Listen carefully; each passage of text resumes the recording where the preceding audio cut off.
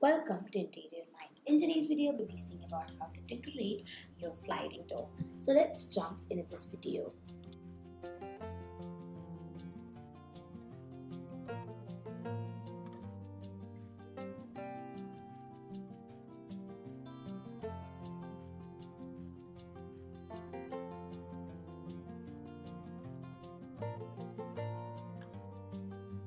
So friends, you can try going on with amazing and beautiful sliding door which can be wooden, or you can even try having unique geometrical patterns or design on your sliding door.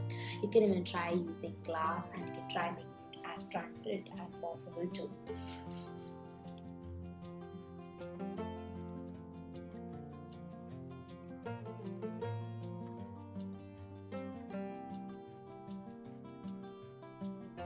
So friends, thank you for watching this video. If you like this video, remember to subscribe to Interior Mind and check out the description box to get the contact details.